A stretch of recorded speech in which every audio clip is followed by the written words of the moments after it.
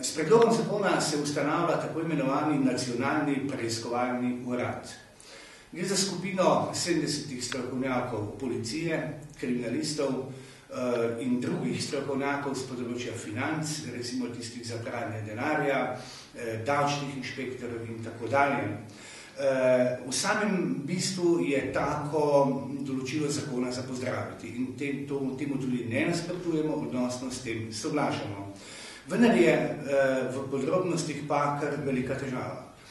Ta urad, torej nacionalni preiskovalni urad, naj bi deloval znotraj kriminalistične policije. Podrejen naj bi bil torej direktorju kriminalistične policije. Hkrati pa je zakon določilo, da direktor kriminalistične policije za ta nacionalni preiskovalni urad zagotavlja zgolj tehnične pogoje za delovanje. Namreč urad ni odgovoren njemu. Predstojnik tega urada naj ne bi bil odgovoren direktorju kriminalistične policije, pravzaprav niti direktorju policije kot take, ampak je odgovornost speljana do ministrice za notranje zadeve.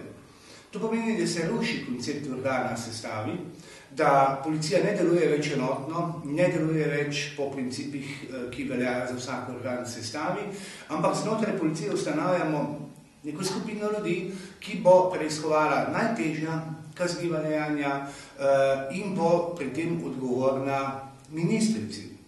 Težava nastaja tudi v imenovanju predstojnika tega nacionalnega preiskovalnega urada, tega naj bi določili, tako pravi zakon, po posebnem izbirnem postopku.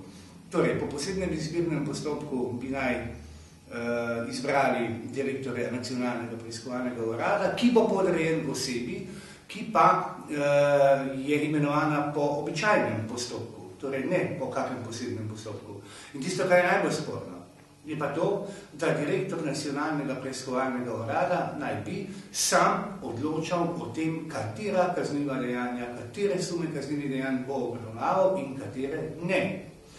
Seveda nastane takoj vprašanje, glede na vezanost na ministrico in ne na direktorja policije, da bo ta urad obravnaval dejansko stvari, ki bodo po volji ministrice, to pa pomeni predvsem politično obarvane stvari, naprimer, da se bo ukvarjal s vprašanjem ruplove metle, namesto da bi se ukvarjal s vprašanjem čiste lopate, če poenostavimo.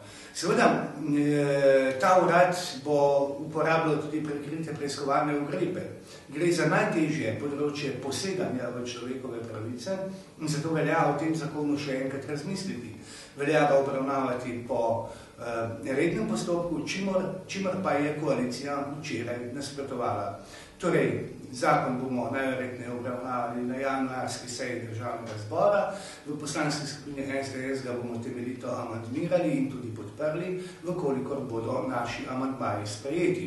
Amandmaji pa bodo šli v tisti smeri, da je ta služba, nacionalni preiskovalni urad, podrejena generalnemu direktorju policije, tako kot vse policijske službe znotraj generalne policijske uprave.